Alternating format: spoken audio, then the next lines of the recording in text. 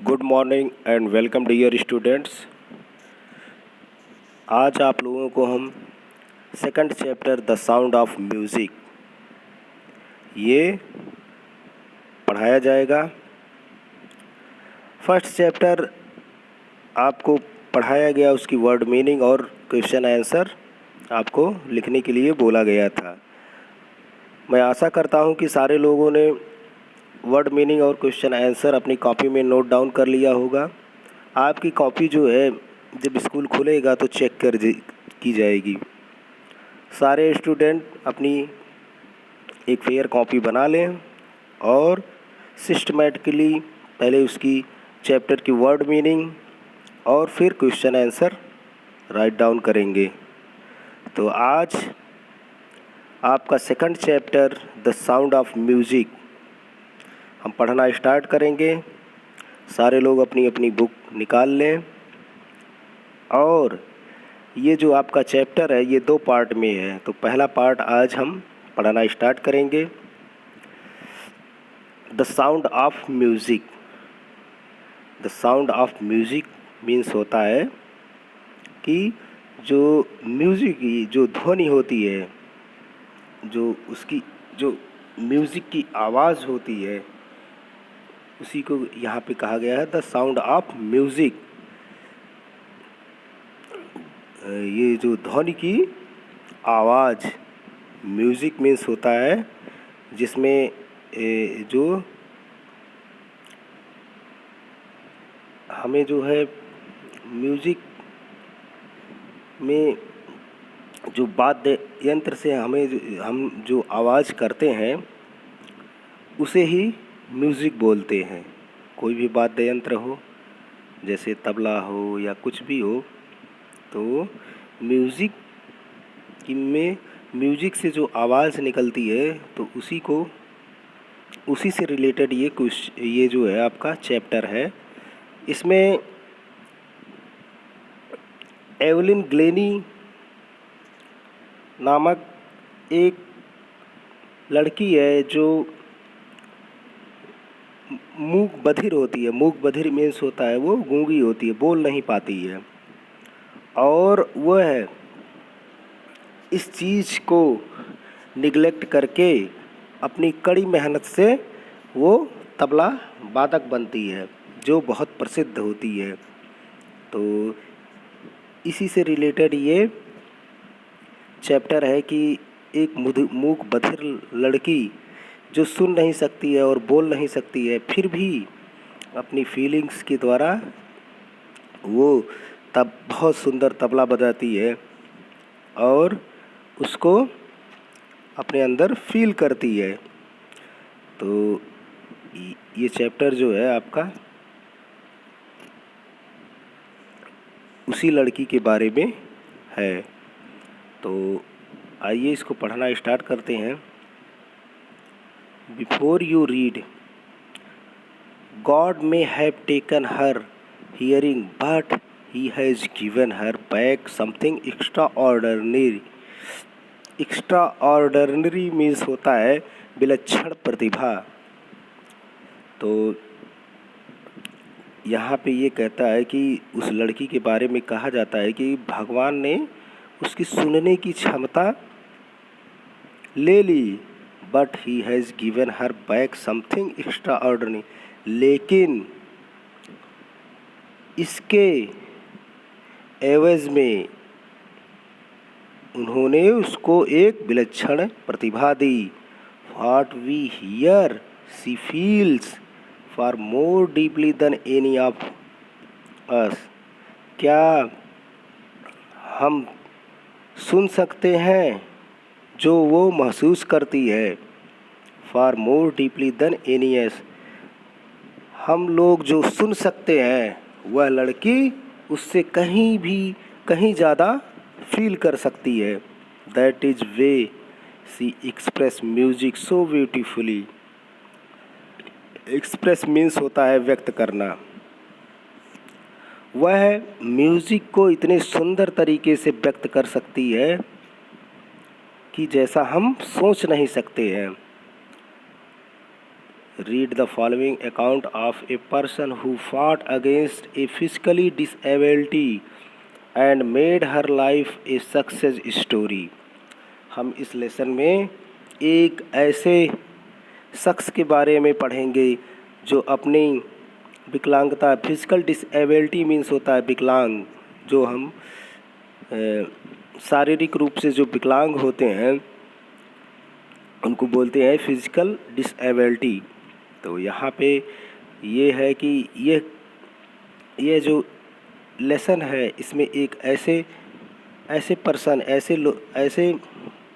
ऐसी लड़की के बारे में बताया गया है कि जो अपनी शारीरिक विकलांगता के विरुद्ध लड़ाई करती है और अपनी लाइफ को सफल बनाती है। तो कहने का सेंस है कि एवलिन क्लेनी नामक एक लड़की होती है जो मूक बधिर होती है, जो मूक बधिर मीन्स गूंगी होती है, जो ना तो बोल सकती है ना तो सुन सकती है। फिर भी वो एक कठिन परिश्रम करके वो एक तबला बजाती है, तबला वादक के रूप में प्रसिद्ध होती है। तो इस लेसन में ये दिखाया गया कि अगर हम किसी चीज़ को करने के लिए ठान देते हैं कि हमें ये चीज़ काम करना है, तो आपके अंदर जो कमियां होती है, जो फिजिकल डिसेबिलिटी होती है, उसको भी निगलेक्ट करके आप सफल हो सकते हैं। तो आइए पैराग्राफ 1 पढ़ना हम शुरू करते हैं। Rush hour crowds jostle for position on the underground train platform.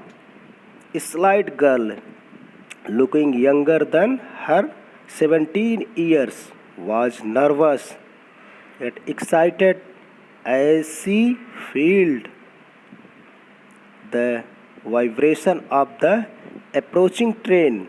It was her first day at the prestigious Royal Academy of Music in London, and during enough for any teenager fresh from a Scottish farm.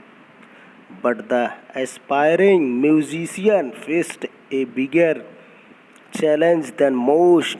She was profoundly deaf. तो यहाँ पे पहले तो आप जो इसकी tough meaning है, जैसे जोस्टल मीन्स होता है धक्का मुक्की करना। Crowds jostle for position on the underground. Jostle means होता है धक्का मुक्की करना। अंडरग्राउंड मीन्स होता है भूमिगत। A slight girl, slight means होता है दुबली पतली। Looking younger than her 17 years. Was nervous means होता है मायूस होना, मतलब घबराहट। येट एक्साइटेड मीन्स होता है एक्साइट होना, किसी काम को करने के लिए उतावला होना। As she felt the vibration of the approaching. Vibration means होता है हिलना। Of the approaching train. Approach means होता है कि किसी चीज़ के लिए इच्छा करना। It was very first day at a prestigious royal academy. Prestigious means होता है प्रतिष्ठित। लंदन एंड डांटिंग मीन्स होता है भयावह, बहुत ही भयानक। एनफ मीन्स होता है अधिक। फॉर एनी टीनएजर मीन्स होता है किशोरावस्था। फ्रेश मीन्स होता है ताज़ा। फार्म होता है जो फार्म हाउस होते हैं। बट दिस एस्पायरिंग मीन्स होता है एस्पायरिंग म्यूजिशियन मीन्स होता है संगीतकार बनने की आकांक्षा रखने वाला। और bigger challenge than most, she was profoundly deep. Profoundly means होता है पूर्णतः, डीप मीन्स होता है गहरा होना। तो यहाँ पे इसको जो है एक्सप्लेन करते हैं पैराग्राफ 1 को। Rush hour crowds jostle for position on the underground train platform. जो मैं इसकी रीडिंग कर रहा हूँ, आप लोग इसको पढ़ने की कोशिश करेंगे इंग्लिश में और बार बार पढ़िए। जैसे मैं फर्स्ट लाइन है, rush hour crowds jostle for position on the underground train platform. तो आप प्रोनाउंसिएशन करने की कोशिश करिए और इसको देखिए। तो rush hour crowds jostle for position on the underground train platform. भूमिगत रेलवे प्लेटफॉर्म पर खड़ी भीड़ जगह पाने के लिए धक्का मुक्की कर रही है। स्लाइट गर्ल, एक दुबली पतली लड़की, लुकिंग यंगर देन हर 17 ईयर्स, जो करीब करीब 17 साल की लड़की दिखाई दे रही थी। was nervous yet excited as she felt the vibration of approaching train।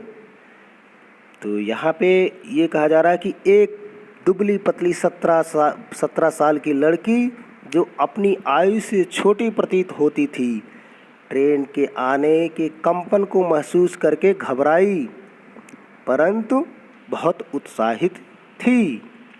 It was her first day at the prestigious Royal Academy of Music in London and daunting enough for any teenager fresh from a Scottish farm।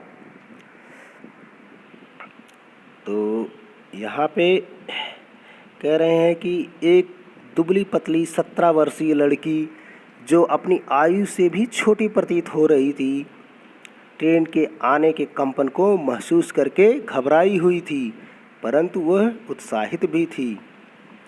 तो यहाँ पे कह रहे हैं कि it was very first day at prestigious royal Academy of Music in London and daunting enough for any teenager fresh from a Scottish farm, but this aspiring musician faced a bigger challenge than most, she was profoundly deaf।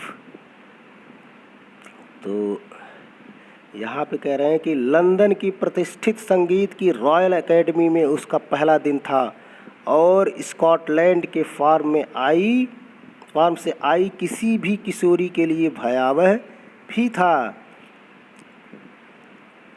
But this aspiring musician faced a bigger challenge than most, she was profoundly deaf। परंतु संगीतकार बनने की इच्छा रखने वाली लड़की के लिए औरों की अपेक्षा बड़ी चुनौती थी, वह पूर्णतः बहरी थी। तो इस तरह आपका फर्स्ट पैराग्राफ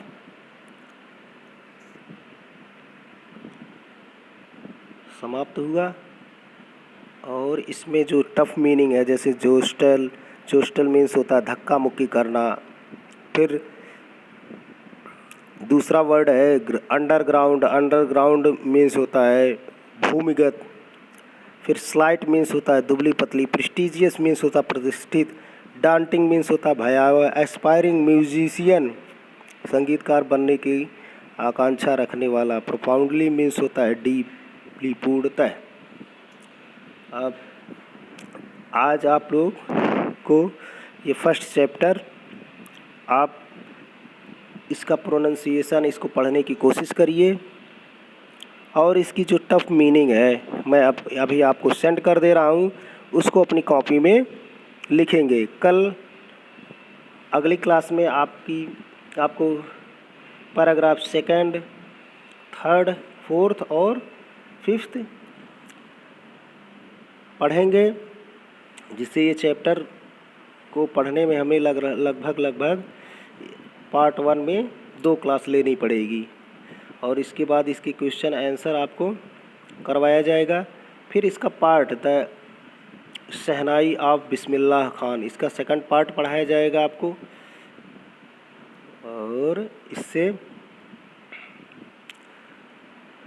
तो इस तरह आपका पहला जो है पैराग्राफ पढ़ाया गया, इसको आप अच्छे से रीड करिए और इसके जो वर्ड मीनिंग है अभी मैं आपको सेंड करूँगा, उसको अपनी कॉपी में नोट डाउन करेंगे। Okay, thank you.